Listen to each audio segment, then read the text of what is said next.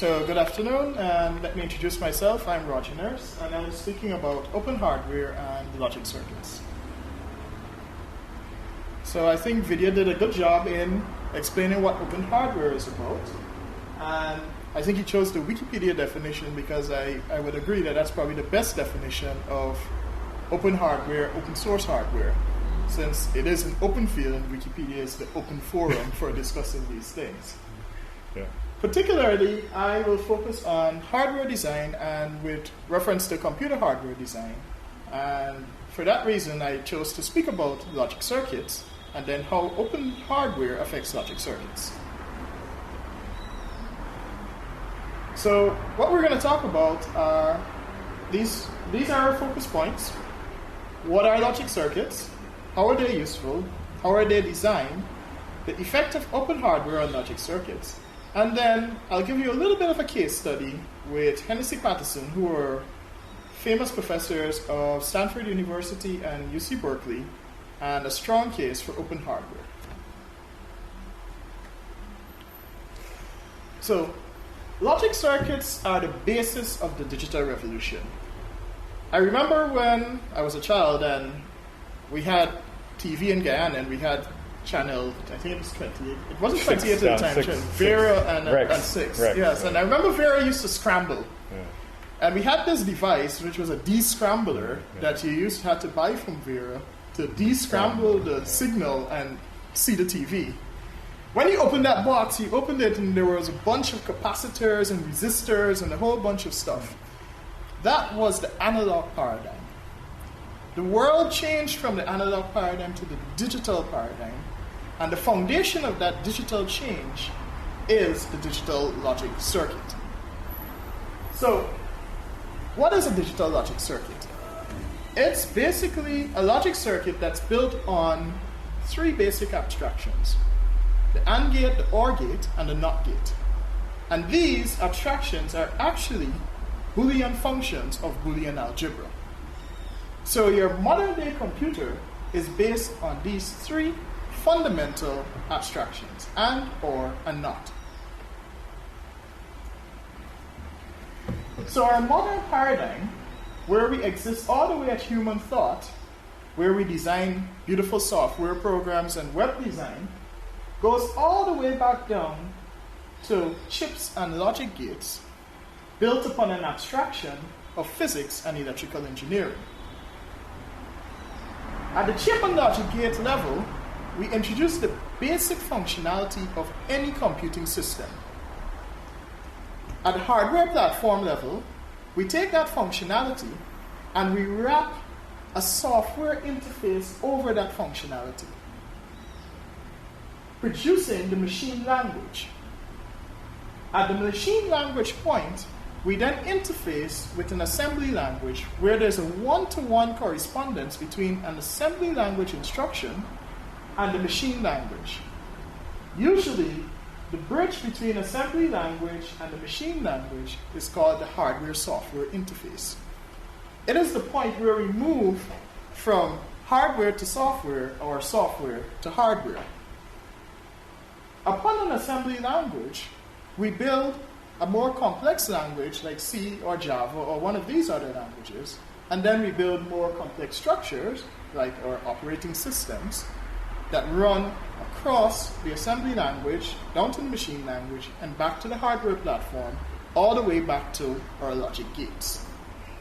For us as computer scientists, and I think most of you here are computer scientists, we start our studies at the chips and logic gate level.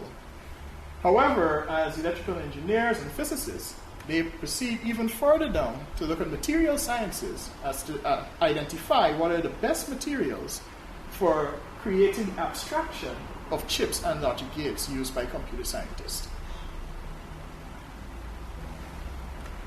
So, when we design digital logic circuits, there are simple digital logic circuits and then there are complex digital logic circuits.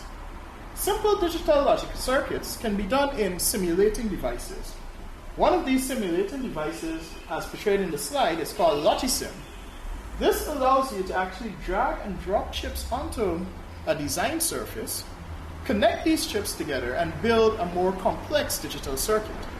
It then provides the layer of abstraction by allowing you to put the chips that you have done, put it into a black box, and use that as another chip in an even bigger design. So we see the concept of abstraction there as well, based on the chip and gate logic available to us. So what happens here is you build the chips, and then you can take the same chip that you would have designed in the simulating environment, and you implement it through what is called an FPGA, a field programmable gate array. What this does, it takes the same specification you would have provided in the drawing, and it burns it onto a physical chip, thus creating a physical device that mimics the properties that you would have expected from your simulating environment. This type of design is generally used for simple digital circuits. For complex digital circuits, because the schematic diagrams can become huge, a more compact way of expressing information is with a hardware description language. The most popular of hardware description languages out there are VHDL and Verilog.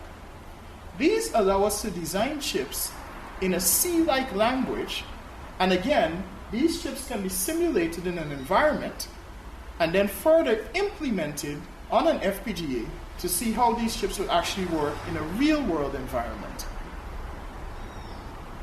This type of technology is used in very large-scale system design and is commonly known to chip designers and electrical engineers, etc.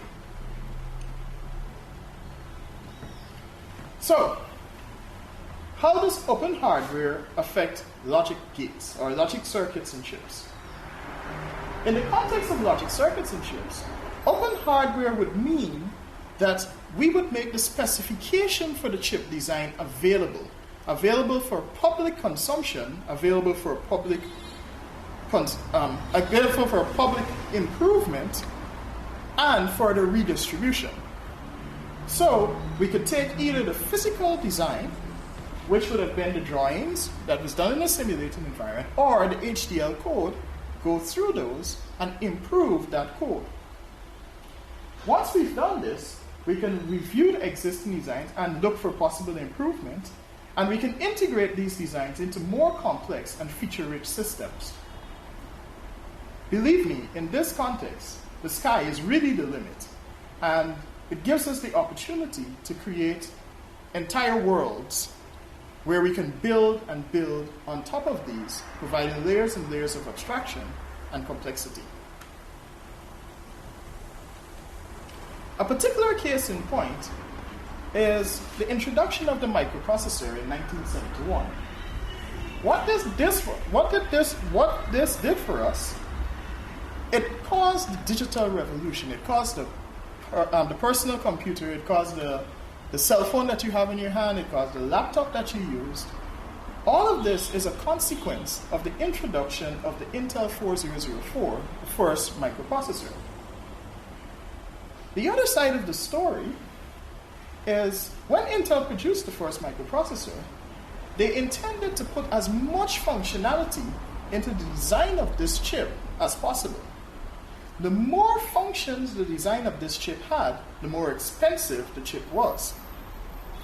It wasn't until the 1980s that two researchers, one from Stanford University and the other from University of California, Berkeley, Hennessy and Patterson, they did a research that showed that most of the functionality that was in the Intel 404 and future processors from Intel was not actually utilized. And what they did, they isolated the instructions that were actually being used by the processor, and they reduced the instruction set for that processor.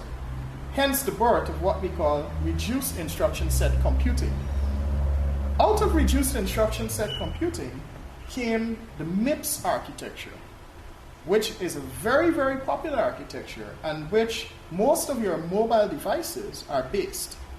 The RISC technology was far superior in design to the original Intel 4004. So, I pose a question to you.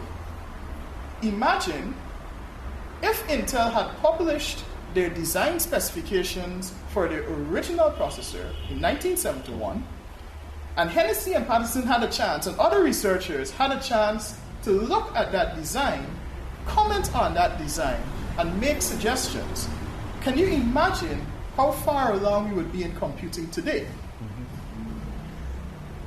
I remember a time when Intel processors were accelerating in speed. That acceleration in speed was actually due to the research that was done by Hennessy and Patterson. What Intel did, because they couldn't go back and turn the hands of time and change their original instruction set, they designed a RISC-type processor under their CISC processor, which they produced originally. What this allowed, it allowed their complex instructions to be translated to very, very simple instructions that could be executed on a completely different processor. Because they did this, it allowed them to use some of the technologies and ideas that Hennessy and Patterson had described in the creation of RISC. And this is what caused the great increase in speeds during the 1990s to about 2003, 2004. So that revolution was actually due to the work that Hennessy and Patterson had done in the creation of RISC technology and the implementation of MIPS. So again, I pose the question, imagine if Intel had made that specification completely available and these researchers had the opportunity to look over that design. I believe that we would be in a far better position today in terms of computing technology.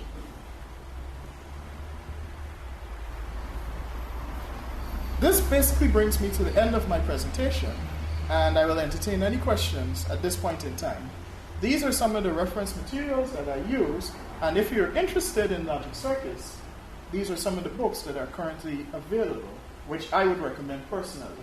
Elements of Computing Systems, Computer Organization and Design, Digital Design and Computer Architecture, and of course, there's always Wikipedia.